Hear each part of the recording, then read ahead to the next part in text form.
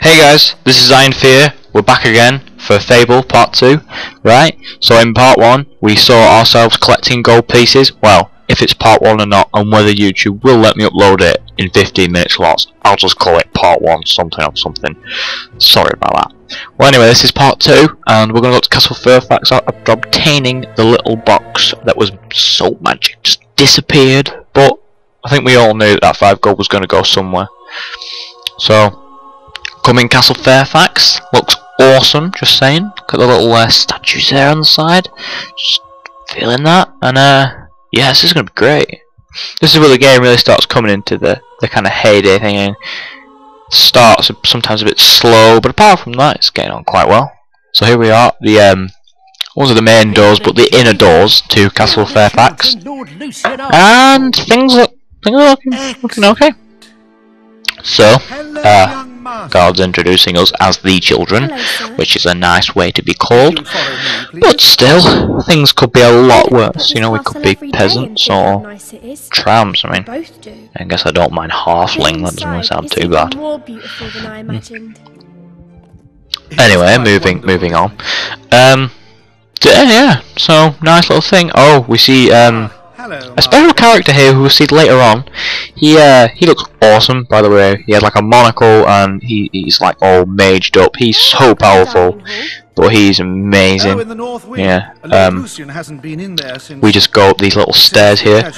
Everything's so ornate with stone and everything. It's like crazy. And as we hear, Lord Lucian's daughter and wife die, murdered, I believe. And quite horrific for him. So now he stays in his study, eats there, everything.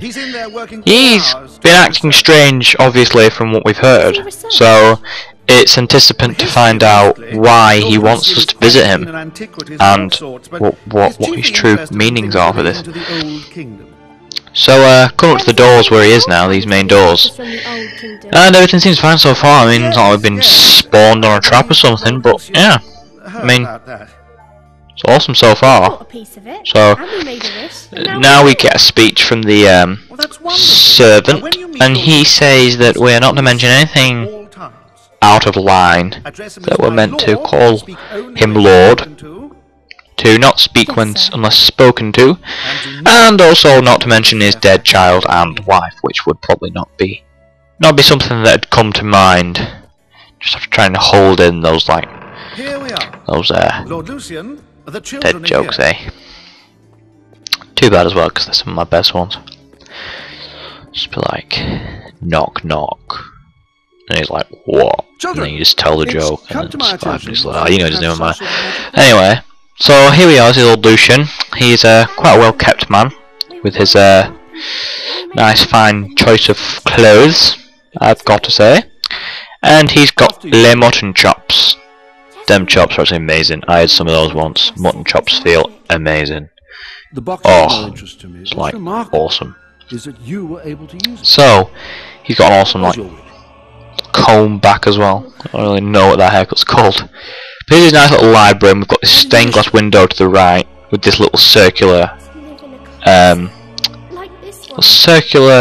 engravement in the floor, and it really gives off the kind of Fable 1 feeling, I feel. It's very, takes me back a bit. That's probably them trying to get back. Sorry, by the way, if you can hear external noises, just people I live next to. So, like, as you can see, this is pretty amazing, you know. I mean, he just kind of lives here, and that's awesome. So we see the sister going on there. He wants us to stand with this plaque, and it all lights up. So there's obviously something different after he asked about the music box in the first place, which specifies that we were allowed to open it is some kind of mystery. So then she walks on it, and you walk on it. It all lights up, and everything just starts going crazy. So like the whole place just starts lifting, nice and blue. It's awesome. So then your blood. He starts to wonder a bit. Well, obviously something special, and he's been in this room for a long time for some odd reason. But obviously we've answered something. There's something in his head that's clicked, because I very much doubt we would have the specialities that we've had. So he tries to touch it and it goes red, which is a sign that he's not meant to be in this circle. So I wouldn't say he's evil, but maybe he's got thoughts for us that wouldn't be You're heroes, but you're not acceptable. One of you is the fourth. So, as we can see, he gets a gun out. He knows who we are. We're the fourth. One of us is the fourth, apparently. We don't know what the fourth is. But, we're going to die for it. And we don't even know why. And this is where your sister takes an unfortunate turn for the worst. She dies. Now, obviously, from this you can tell that this is going to be a story of vengeance, because your sister has died. The thing is, I don't understand how it can be a story of vengeance when, oh, what's this? You're going to die. Well, things change.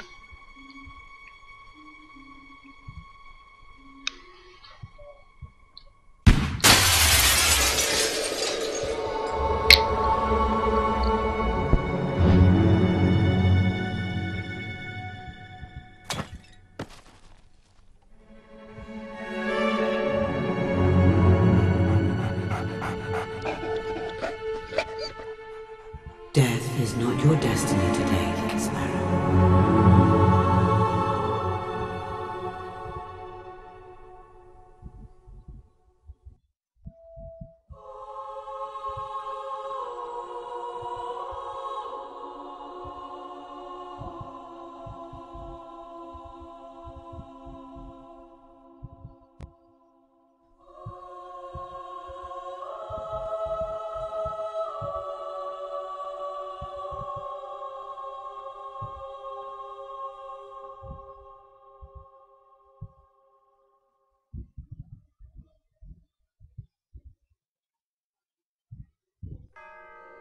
Lucian disappeared from Castle Fairfax that night, certain that those who might stand in his way were dead.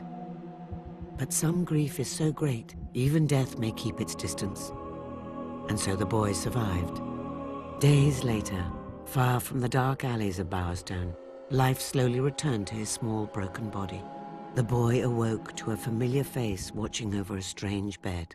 He reached out for the comfort of the dog's warm fur, ready to take his first steps in a new life. 10 winters blanketed Albion. 10 summers filled the air with the sounds of insects and laughter. With time, the boy's pain turned to strength. His grief became will. A will to change the world and to avenge the death that still haunted his every dream.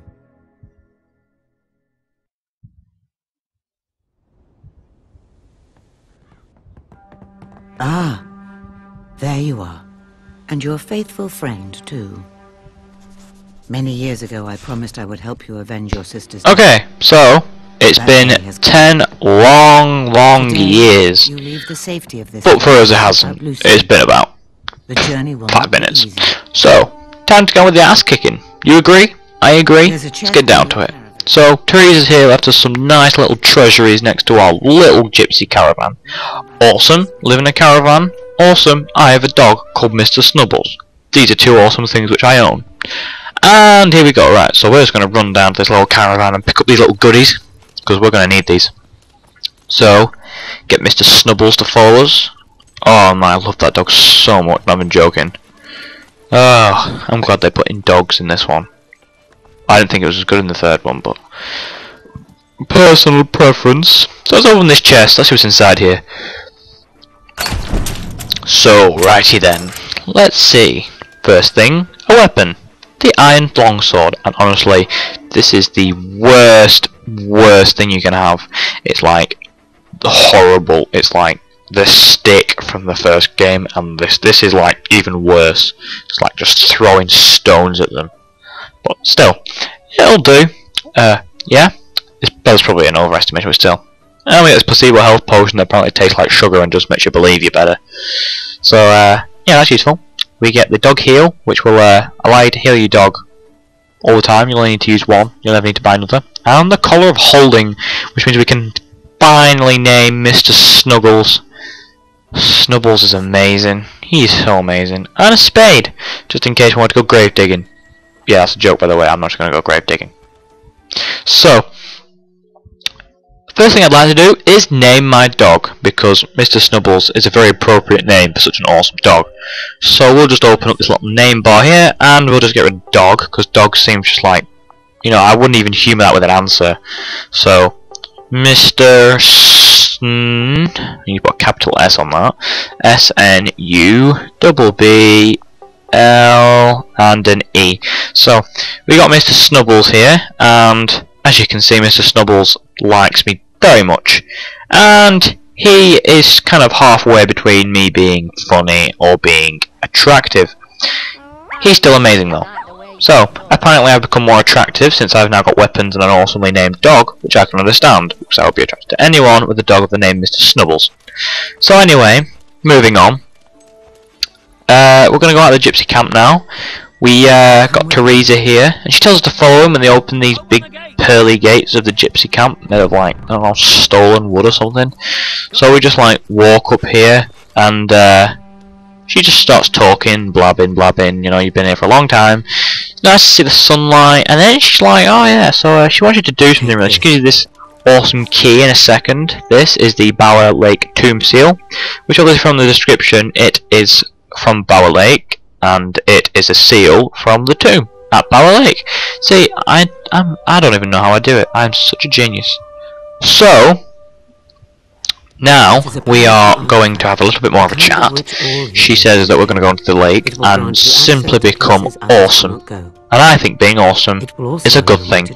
So I think we should go down there and be awesome. Do you agree? I agree. Good. We'll go and be awesome.